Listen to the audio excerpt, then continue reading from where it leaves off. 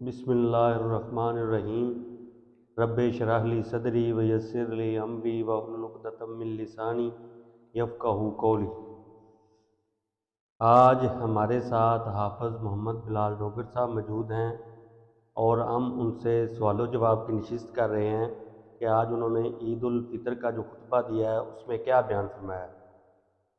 جی حافظ محمد بلال صاحب، السلام علیکم، بیان فرمائیں۔ جی ناظرین و سامعین، آج ماشاءاللہ عید الفطر الحمدللہ اہل اسلام نے پاکستان کے اندر پڑھی ہے، تو سب سے پہلے عید الفطر سب کو مبارک۔ عید المبارک، عید سعید، تقبل اللہ منا و منکم۔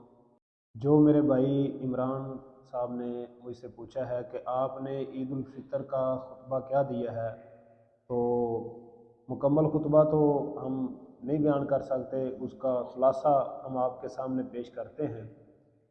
تو سب سے پہلے میں نے عمران بھائی ان سے اپنے سامعین سے یہ کہا ہے کہ عید الفطر کی مثال اس طرح ہے جس طرح کہ ایک بندہ وہ مزدوری کرتا ہے، محنت کرتا ہے، سال کے بعد اس کو اس کی محنت کا نتیجہ ملتا ہے، یا مہینے کے بعد، یا ایک پورا دن بندہ کام کرتا ہے، مزدوری کرتا ہے، تو شام کو اس کو دیہڑی یا اس کو کچھ پیسے ملتے ہیں تو اس کو خوشی ہوتی ہے۔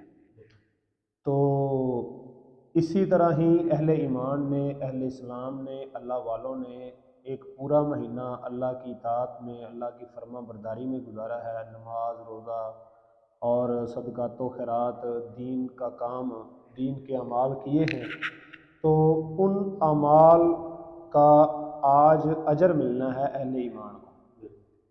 تو پھر یہ ہے کہ جیسے ایک بندہ دیہڑی یا وہ کسی جگہ جاب نہیں کرتا تو اس کو تو امید نہیں ہوتی کہ مجھے شام کو کچھ پیسے ملنے ہیں یا مہینے کے بعد مجھے کچھ رقم ملنی ہے۔ اسی بندے کو یہ امید ہوتی ہے نا کہ جس نے کوئی نوکری وغیرہ کی ہو، کوئی محنت کی ہو۔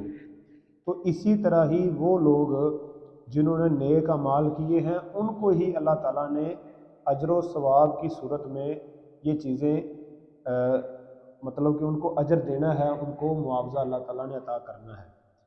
تو ہمارے مسلمانوں میں رمضان کے اندر کچھ اس طرح سمجھے طبقات تھے۔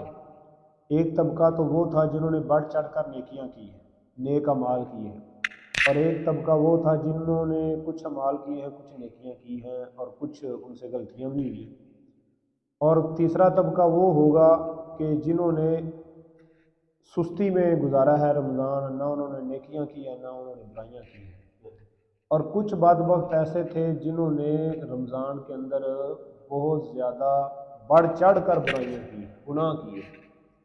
ہمارے نبی صلی اللہ علیہ وسلم کا فرمان آپ نے سنا ہوگا کہ آقا علیہ الصلوۃ والسلام نے یہ فرمایا ہے کہ کوئی بندہ جس کی زندگی میں رمضان المبارک کا مہینہ آ جائے اور وہ رمضان المبارک کے مہینے کو نیک اعمال میں گزار کر اللہ تعالیٰ سے اپنی غلطیاں معاف نہیں کروا لیتا تو وہ بندہ لعنتی ہے، اس بندے پر اللہ کی لعنت ہے۔ تو اس لحاظ سے تو وہ لوگ بڑے ہی قابل ان پر مذمت کرنی چاہیے اور ان کو فکر کرنی چاہیے کہ جنہوں نے اپنے گناہ اللہ تعالیٰ سے نہیں معاف کروائے، اتنے بابرکت مہینے میں بھی انہوں نے گناہ ہی کیے ہیں، غلطیاں ہی کی ہیں، اضافہ ہی ان کی غلطیوں میں ہوا ہے۔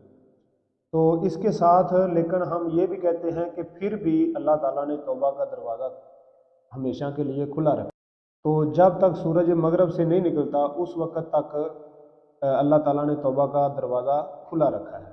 تو آج بھی اگر کوئی بندہ نیک اعمال نہیں کر سکا، گناہوں میں وہ زندگی گزار رہا ہے، تو آج بھی اگر توبہ کرے تو اللہ تعالیٰ اس کو معاف کرنے والا ہے اور وہ آج ہی اپنی اصلاح کرے۔ اور اس کے ساتھ ہمیں تڑپ ہونی چاہیے کہ جو ہم نے نیک اعمال کیے اللہ تعالیٰ ہمارے قبول فرمائے اور آئندہ رمضان اللہ تعالیٰ ہمیں نصیب فرمائے۔ تو یہ ایک تو بات میں نے یہ کی ہے۔ دوسری بات سیدہ اماں جی عائشہ رضی اللہ تعالیٰ عنہا کے حوالے سے سید سبطین شاہ نقوی صاحب نے جو عید الفطر کا خطبہ دیا ہے وہ میں نے تھوڑا سا سنا تھا، اس کو ہی میں نے آگے بیان کر دیا ہے کہ ماں جی عائشہ صدیقہ رضی اللہ تعالیٰ عنہ کے پاس ایک بندہ ہے، انہوں نے پوچھا کہ اللہ کے رسول صلی اللہ علیہ وسلم کی زندگی کیسی تھی؟ تو ایک تو آتا ہے نا کہ آپ ماں جی نے کہا تھا کہ آپ صلی اللہ علیہ وسلم کا جو سارا قرآن ہے وہی آپ کا اخلاق ہے۔ تو ایک جو انہوں نے ابھی آج بیان کی ہے وہ یہ ہے کہ ماں جی نے کہا کہ آپ سورہ مومنون کی 10 آیات پڑھیں، تو اس نے سورہ مومنون کی 10 آیات پڑھی تو فرمایا یہ آپ صلی اللہ علیہ وسلم کی زندگی کا خلاصہ ہے۔ تو وہ آیات کیا ہیں؟ قد افلح المؤمنون، کہ مومن کامیاب ہو گئے۔ الذین هم فی صلاتہم خاشعون، وہ لوگ جو اپنی نمازوں میں خشوع خضوع قائم کرتے ہیں، خشوع خضوع پیدا کرتے ہیں۔ والذین هم عن اللغو معرضون، وہ برے کاموں سے، برے اعمال سے وہ اعراض کرتے ہیں۔ ان کی زبان، ان کا دل، ان کا دماغ برے خیالات سے بچا ہوا ہے، اور وہ بری مجلسوں میں، گندی مجلسوں میں نہیں جاتے، گانا شراب اس طرح کی مجلسوں میں وہ ان سے علیحدہ ہوتے ہیں، ان میں جانا تو دور کی بات، ان کی طرف سے بھی نہیں گزرتے۔ اور والذین هم للزکوٰۃ فاعلون، اور وہ لوگ جو کامیاب ہونے والے ہیں وہ اپنی زکوٰۃ، صدقات و خیرات، نفلی فرضی وہ ادا کرنے والے ہوتے ہیں۔ والذین هم لفروجہم حافظون، وہ لوگ اپنی شرمگاہوں کی حفاظت کرنے والے ہوتے ہیں۔ الا علی ازواجہم او ما ملکت ایمانہم فانہم غیر ملومین، کہ اپنی شرمگاہوں کی حفاظت کرنے والے ہوتے ہیں سوائے اپنے جو ان کا نکاح والا راستہ ہوتا ہے اس کو وہ اپناتے ہیں۔ جس طرح کہ بندہ کھانا بندے کے لیے ضروری ہے، پانی پینا بندے کے لیے ضروری ہے، اسی طرح بندے کی جو خواہش ہے وہ بھی پوری ہونی انسان کے لیے ضروری ہے۔ تو اگر کھانا بندہ کھائے حرام تو وہ غلط ہے، پانی کی جگہ پر شراب پیے تو وہ غلط ہے۔ اسی طرح جائز ضرورت نکاح کے علاوہ اگر بندہ کوئی اور راستہ اختیار کرتا ہے جنسی ضرورت کے لیے تو وہ بھی غلط ہے۔ تو اللہ تعالیٰ نے یہ جائز راستہ ہمیں دیا ہے اہل ایمان کو، اہل اسلام کو۔